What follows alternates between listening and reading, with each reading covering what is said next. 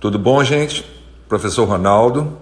Hoje vamos tratar a segunda parte do segundo reinado, lembrando que eu costumo dividir o segundo reinado em 3 fases distintas. Um primeiro momento que vai de 1840 a 1850, que falamos de uma consolidação política interna.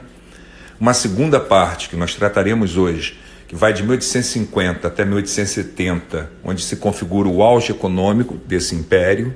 E uma terceira parte que trataremos posteriormente, que vai de 1870 até 1889, onde se configura a crise do Império Brasileiro. Os tópicos, que resumem que vamos tratar: economia cafeeira, Lei Eusébio de Queiroz, Lei de Terras e Era Mauá. Vou dividir essa fase em 2 partes.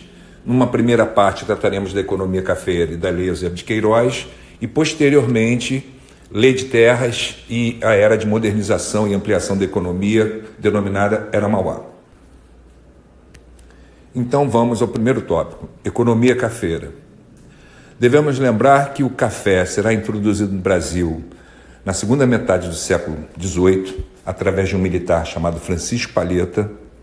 Ele vai conseguir contrabandear algumas mudas de café de uma área de colonização inglesa chamada Trinidad e Tobago, na América Central. Esse plantio do café, voltado para o mercado externo em larga escala, será feito no Brasil no início do século XIX, na década de 20, exatamente na cidade do Rio de Janeiro e de seu entorno. Lembrando que naquele momento a cidade do Rio de Janeiro, capital federal do Brasil.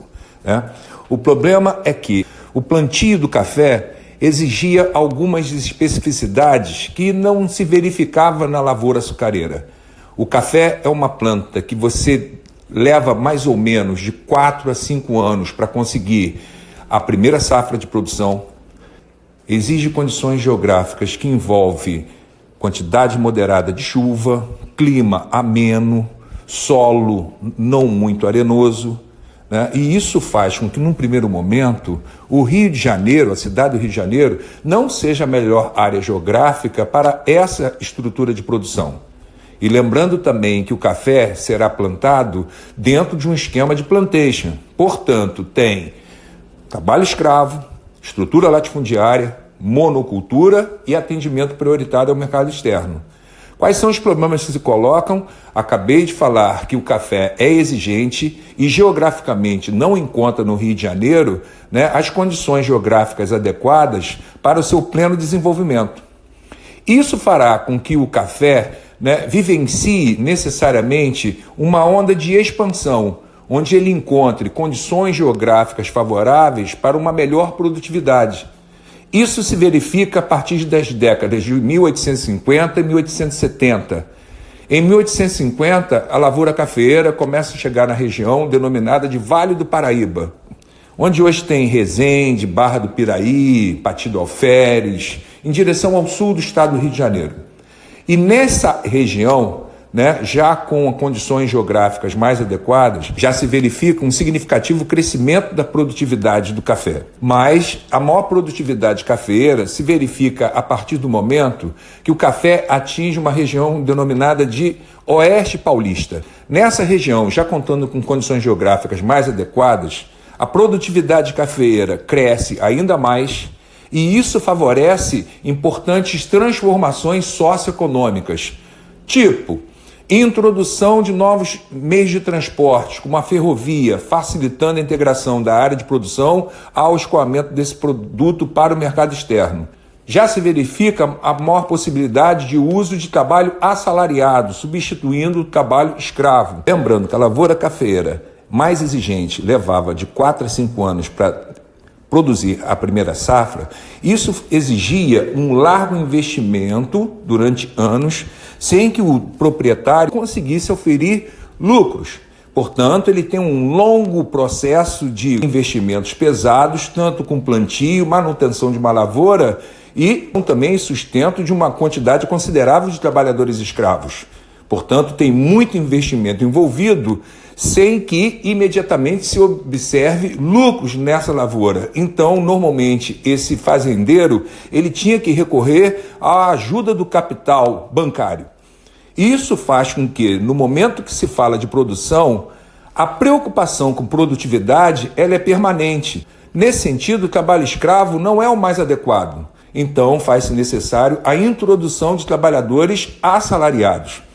Exatamente nesse momento, verifica-se a chegada de grandes contingentes de imigrantes europeus, buscando oportunidades de melhores expectativas de vida aqui na América, o que eles chamavam de fazer a América.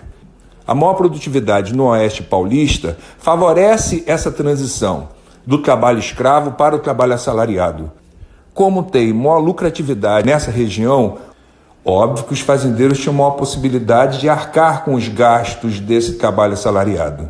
Embora no primeiro momento alguns fazendeiros vão optar pelo chamado sistema de parceria, que mais à frente vamos caracterizá-lo. Uma outra importante mudança verificada com a expansão cafeeira em direção ao Oeste Paulista é uma maior oferta de prestação de serviços. Verifica-se a ampliação da rede bancária, de estabelecimentos escolares e também de agências de exportação e importação, escritórios de advocacia. Portanto, no momento que o café começa a andar da cidade do Rio de Janeiro em direção ao Oeste Paulista, ele acaba produzindo significativas mudanças na estrutura socioeconômica do país.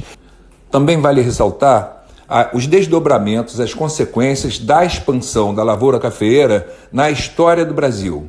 No aspecto econômico, podemos salientar que o café serviu de base para a modernização, para a industrialização que vai ocorrer naquele momento. E na questão política, podemos salientar a formação de uma nova classe dominante, os chamados barões do café, que posteriormente vão aderir ao movimento republicano. Agora vamos caracterizar a Lei Eusébio de Queiroz, que determina, em 1850, a proibição do tráfico negreiro no Brasil. O contexto histórico que leva a essa proibição, devemos lembrar que no século XIX está ocorrendo na economia mundial, principalmente na Inglaterra, um processo de mecanização da produção, a Revolução Industrial.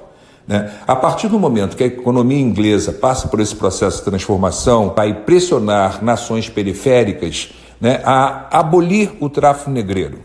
Na década de 30, a Inglaterra vai assinar um documento exigindo, pressionando pelo fim do tráfico negreiro no Atlântico Sul. O Brasil vai basicamente ignorar essa determinação e a Inglaterra, por sua vez, vai fingir que não está vendo o Brasil desrespeitar, porque ao mesmo tempo que a Inglaterra, em 1810, pressionava pelo fim da escravidão, ela conseguia do governo português uma série de benefícios fiscais onde seu produto entrava de uma forma muito barata no mercado brasileiro.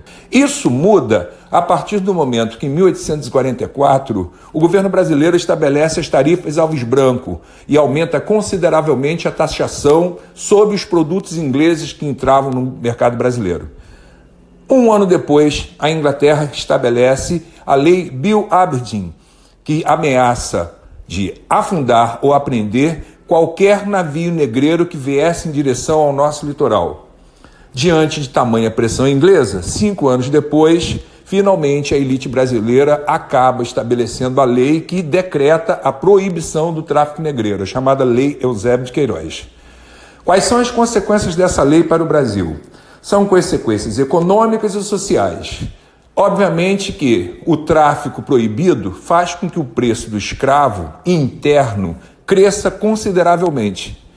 Com o escravo custando cada vez mais caro, começa uma maior migração. Escravos do Nordeste, uma área em decadência econômica, começam a ser vendidos para a área Sudeste, onde a economia cafeeira ganha cada vez mais espaço. Se economicamente o preço desse escravo aumenta consideravelmente, socialmente podemos dizer que a transição do trabalho escravo para o trabalho assalariado ganha um novo impulso, porque além do aumento do preço interno do escravo, estava ocorrendo também naquele momento a circulação de ideias iluministas, ideias liberais, que fomentavam a ideia de igualdade, de liberdade. Uma outra importante consequência econômica da proibição do tráfico negreiro é que parte do capital que circulava na atividade do tráfico será investido em outras áreas da economia. Pode-se investir no setor rural, na expansão da lavoura cafeeira, mas também pode-se investir no setor urbano.